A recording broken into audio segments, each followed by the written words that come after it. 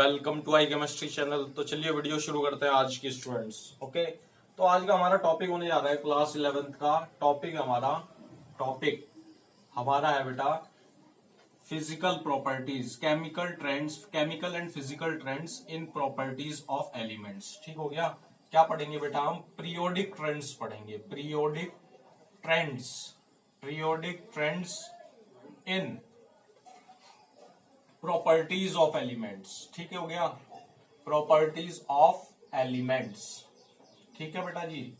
तो basically periodic trends पढ़ने हमें इन प्रॉपर्टीज ऑफ एलिमेंट्स। जो हमारी मॉडर्न पीरियोडिक टेबल है उसमें क्या क्या चेंज आता है as we move down the group और as we move across the period. ठीक हो गया। तो बहुत सारे ऑब्जर्वेबल पैटर्न्स होते हैं जिसमें चेंज आता है। There are many observable patterns that change the chemical reactivity and chemical and physical reactivity as we move down the group or as we move across the period। ठीक हो गया। जैसे मैं एग्जांपल की बात करता हूं बेटा, एग्जांपल है अगर मैं केमिकल रिएक्टिविटी की बात कर रहा हूं, केमिकल रिएक्टिविटी।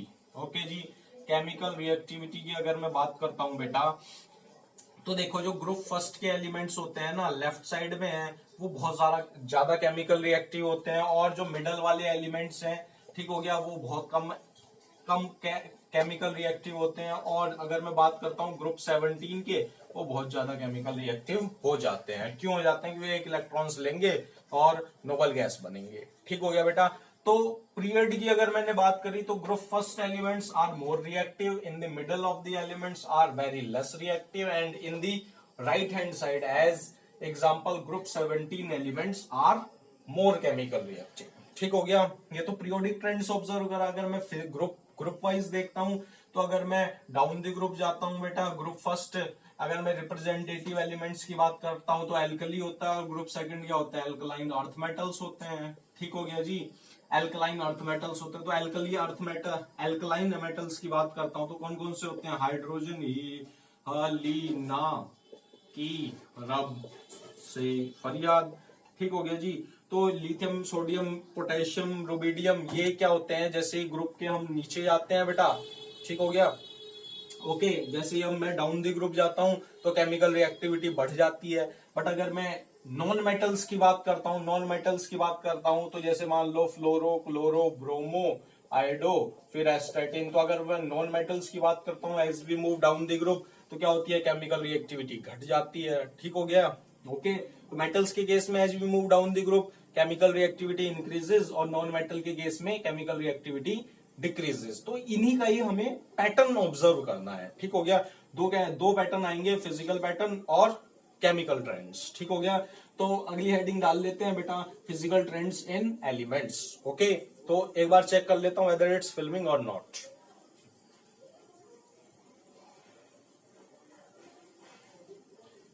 ओके बेटा, ऑल इज फाइन। ठीक है, तो नेक्स्ट हेडिंग डालते हैं फिजिकल ट्रेंड्स इन प्रॉपर्टीज। ठीक हो गया। Physical trends of elements.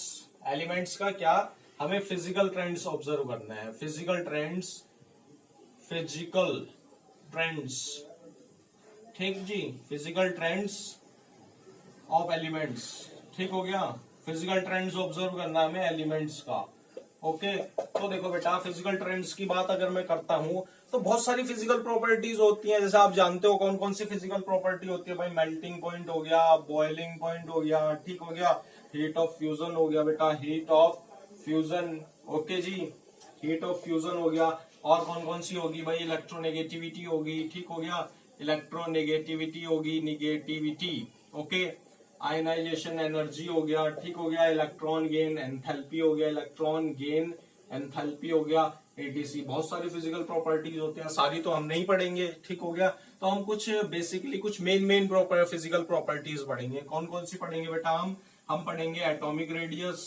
ठीक जी, एटॉमिक रेडियस पढ़ेंगे फिजिकल प्रॉपर्टीज में। सेकंड पढ़ेंगे हम आयनिक रेडियस पढ़ेंगे। ओके, फिर थर्ड पढ़ेंगे हम इलेक्ट्रॉन गेन एंथैल्पी पढ़ेंगे। ठीक हो गया।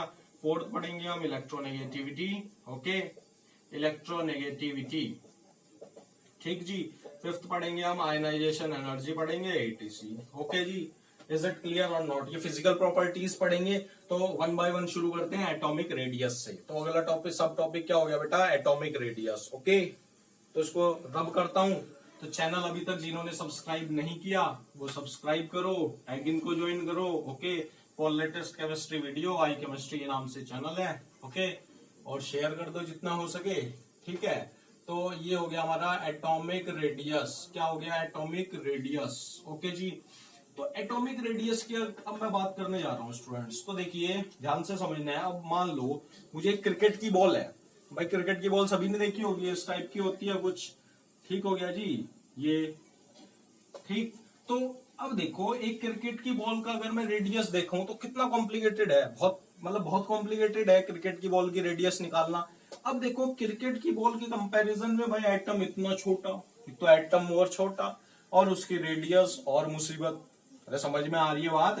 तो एटम की रेडियस मतलब एटम का साइज बताना भी बहुत कॉम्प्लिकेटेड है। अगर बात करता हूं मैं एक एटम के साइज की, तो एटॉमिक रेडियस कितनी होती है? एटम की रेडियस अगर मैं उन्होंने कैलकुलेट किया है, एटॉमिक रेडियस बेटा जी कितनी होती है? तो होती है 10⁻⁻10 मीटर। इसका मतलब 1 एंगस्ट्रॉम होती है बेटा। समझ रहे हो? तो कितना कॉम्प्लिकेटेड है। तो क्या एग्जैक्ट रिजल्ट आ पाएंगे? इतनी एग्जैक्ट वैल्यू नहीं आ पाती। ठीक हो गया एटॉमिक रेडियस की, बट फिर भी रेडियस है तो एटॉमिक रेडियस।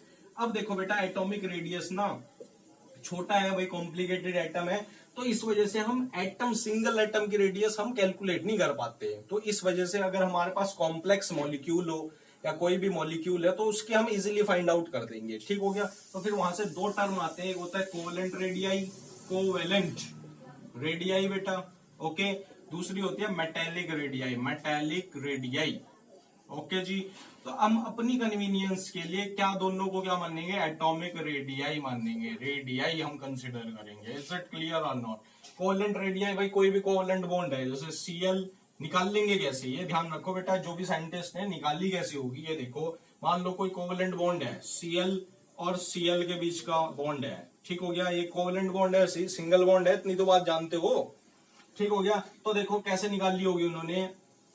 ये ऐसे बना होगा। ठीक हो गया, इसके बीच की डिस्टेंस निकाल ली। ठीक हो गया, मान लो d इसके बीच की डिस्टेंस है। ठीक हो गया, तो इसके बीच के डिस्टेंस को जब मैं डिवाइड बाय 2 से कर दूंगा तो मेरी रेडियस आ जाएगी, नहीं आ जाएगी?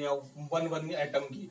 Is it clear or not? ठीक हो गया, तो उसने कोवेलेंट रेडियाई ऐसे निकाल ली। ठीक हो गया, जो भी साइंटिस्ट थे। मेटेलिक रेडियाई की अगर मैं बात करता हूँ बेटा, तो देखो कॉपर के बीच में बॉन्ड होगा। ठीक हो गया, मान लो जो भी बॉन्ड है उसको डिवाइड बाय 2 करेंगे तो उससे मेटेलिक रेडियाई आ जाएगी। ठीक हो गया बेटा। ओके, तो फिर साइंटिस्ट ने मतलब तुम अपनी कन्वीनियंस के लिए ये समझो कि ये दोनों एक ही है, that is called atomic radii. Okay जी, ठीक हो गया। तो एटॉमिक रेडियाई का ट्रेंड्स देखते हैं, क्या ट्रेंड्स ऑब्जर्व होते हैं। तो अब अगर मैं बात करता हूं, ध्यान से समझना बेटा, पीरियड्स की अगर मैं बात करने जा रहा हूं, मान लो देखो समझो कैसे समझना है आपको। एक पीरियड कंसीडर कर रहा हूं मैं, सेकंड पीरियड कंसीडर करा बेटा मैंने। तो सेकंड पीरियड में एलिमेंट्स कौन कौन से होंगे? कौन कौन से होंगे जी? हाइड्रोजन, हीलियम, देखो बेटा लिथियम होगा, बेरिलियम होगा, फिर बोरोन होगा, कार्बन, नाइट्रोजन, ऑक्सीजन, फ्लोरीन। भाई नोबल गैस कंसीडर नहीं कर रहा हूं। n इक्वल्स टू क्या हो गया? 2 हो गया। इसका मतलब इनकी जो आउटर इलेक्ट्रॉनिक कन्फिग्रेशन आएगी उसमें n की वैल्यू क्या होगी बेटा जी? 2 होगी। यानी इसका मतलब देखो एग्जांपल देख लो, लिथियम क्या हो जाएगा? 2s1 हो जाएगा, हाइड्रोजन, हीलियम, लिथियम। और यहाँ पर अगर फ्लोरीन की बात कर रहा हूँ 1s2, 2s2, 2p6, sorry 2p5 हो गया। तो बेटा 2 सेम है नहीं है? अरे is it clear or not? तो इसका मतलब आउटर इलेक्ट्रॉनिक कन्फिग्रेशन सेम है, इसका मतलब सेम सेल में इलेक्ट्रॉन साइड हो रहा है। अरे इलेक्ट्रॉन साइड हो रहा है सेम सेल में, और जब इलेक्ट्रॉन साइड होगा तो क्या होगा बेटा? तो प्रोटॉन भी तो ऐड हो रहा है। इसका मतलब इफेक्टिव न्यूक्लियर चार्ज, मतलब न्यूक्लियस का अट्रैक्शन ज्यादा हो जाएगा फ्लोरीन पर as compare to oxygen, as compare to nitrogen, as compare to carbon. तो वो ज्यादा अट्रैक्ट होगा न्यूक्लियस की तरफ, तो साइज क्या हो जाएगा बेटा? डिक्रीज हो जाएगा। नहीं समझ में आई बात? अरे समझ में आई बात या नहीं? एक बार और समझो बेटा, पीरियड सेम है, मतलब सारे जितने भी एक्स्ट्रा इलेक्ट्रॉन्स ऐड हो रहा है सेम पीरियड में ऐड हो रहा है, मतलब सेम प्रिंसिपल क्वांटम नंबर में ऐड हो रहा है। तो क्या हो रहा है?